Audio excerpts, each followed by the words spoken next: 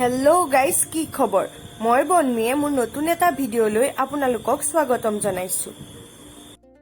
সৰুৰে পৰা গৰম বন্ধ বুলি ক'লে ক'ৰবাত ওলাই নগ'লেচোন মনটো ভালেই নালাগে।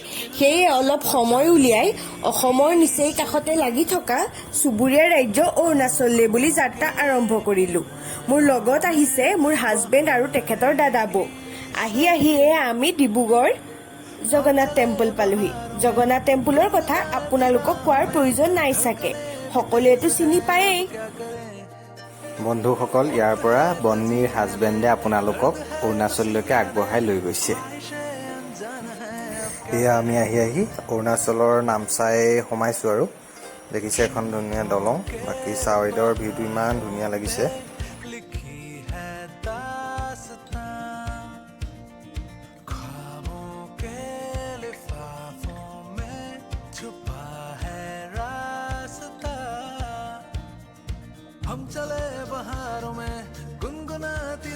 বন্ধুসকল, সেয়া আমি ৰাজশ্বাহী চামখে ৰেজৰ্ট পাইছোঁহি। গাড়ী পাৰ্ক কৰি আমি আহি আছোঁ। এয়া দেখিছে চামখে ৰেজৰ্ট। আমি এতিয়া ভিতৰতে আহি আছোঁ চামখে ৰেজৰ্টৰ। বহুত ধুনীয়া ভিউটো দেখিছেনে?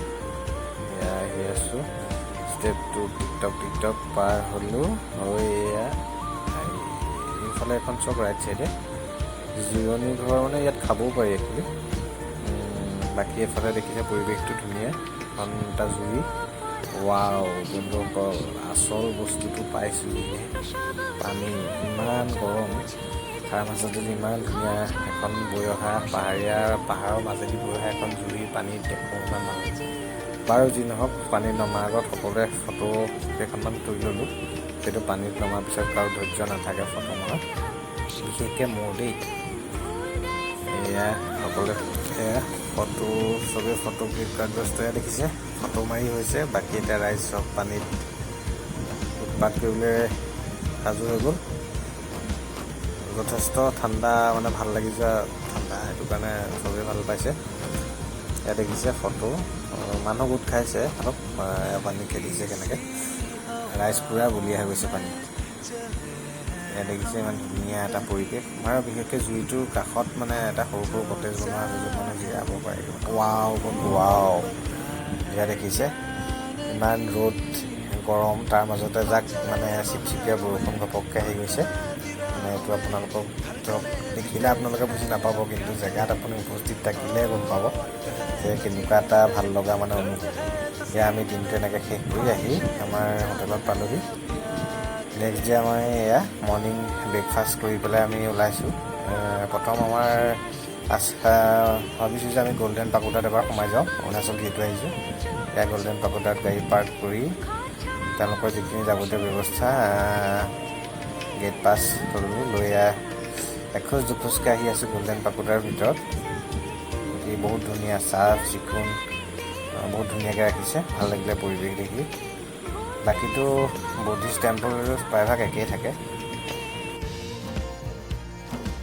এয়া দেখিছে গল্ডেন পাগোডাৰ যি মানে মেইন আছে মন্দিৰ, তাৰ ছাইডত এইখিনি সৰু সৰু টেম্পল বনোৱা আছে, যিহেতু প্ৰায়ভাগ একেই থাকে আৰু বুদ্ধিষ্ট টেম্পল। খালি বহুত চাফা হয়, পৰিৱেশটো ভাল লাগিলে।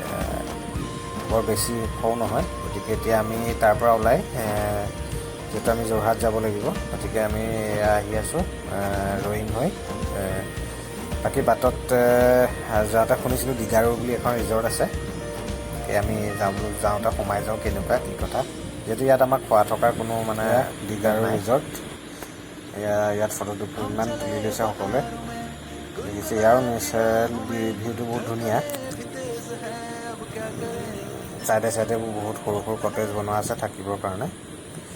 এতিয়া আমি ইয়াৰ পৰা ওলালোঁ, যিহেতু অৰুণাচল আহিছোঁ, বা অৰুণাচল আহোঁতে পাহাৰৰ মাজেদি যদি অলপ মানে যাত্ৰা কৰা নহয় ভাল নালাগে। সেইকাৰণে আমি ভাবিলোঁ যে ৰয়িং হৈ পেলাই আমি ঘৰৰ ফালে যোৰহাট অভিমুখে যাম। গতিকে আমি ইয়াৰ ৰয়িঙৰ ৰাস্তাত আহি আছোঁ। ৱাও বহুত ধুনীয়া দেখিছে, ছাইডত গোটেই সেউজীয়া গছ, পাহাৰ। এয়া আমি বৰ্তমান আহি আছোঁ ৰয়িঙত। ধুনীয়া এটা ভিউ দেখিছে, ব্ৰিজৰ ছাইডৰ ভিউটো। সেইটো আকাশত অলপ ডাৱৰ, ৰ'দ, বতাহ চবৰে মানে এয়া আহি ৱেলকাম টু ৰয়িং। দেখিছে আমি কিন্তু এটা ৰৈছোঁ আমি আহি আছোঁ আহি এয়া দেখিছে ইমান ধুনীয়া এটা পৰিৱেশ ৰাস্তাৰ ছাইডত গোটেই গছ এয়া পাহাৰৰ যোনটো একা বেকা ৰাস্তাৰ মাজেদি যোৱাৰ মজাটোৱেই বেলেগ বন্ধুসকল এয়া আহি আছোঁ আমি দেখিছে ইমান ধুনীয়া এটা ভিউ ৱাও সঁচাকৈ বহুত দিনৰ মূৰত আহি ভাল লাগিলে মানে অৰুণাচল এয়া আমি জাষ্ট এইটো এটা পাহাৰ ক্ৰছ কৰিছোঁ আৰু ইয়াতে আমি ওচৰত সুধিছিলোঁ সুধোতে ক'লে যে ওচৰত চাবলৈ কি আছে কিন্তু এটা চেলি লেক বুলি এটা লেক আছে তো বাৰু আমি সেইটো কাৰণে প্লেন কৰিলোঁ যাওঁতে সোমাই যাওঁচোন গতিকে আমি সোমালোঁ 30 টকা পাৰ পাৰ্চন ইয়াত লয় এণ্ট্ৰি ফিজ গতিকে এণ্ট্ৰি ফিজ লৈ পেলাই এয়া আমি চেলি লেকটোৰ ফালে আমি গৈ আছোঁ বাকী মই বৰ বেছি এটা বিশেষ ইমান ধুনীয়াও নেদেখিলোঁ কিন্তু যি হওক আহিলোঁ যেতিয়া এবাৰ চাই যোৱাটো ভাল গতিকে সকলোৱে দুটা ফটো তুলিলে ইয়াত তুলি পুনৰ আমি গাড়ীত উঠিলোঁ উঠি এয়া আহি দেখিছে আপোনালোকৰ চিনাকি যেন লাগিছে নেকি বাৰু দলংখন হয়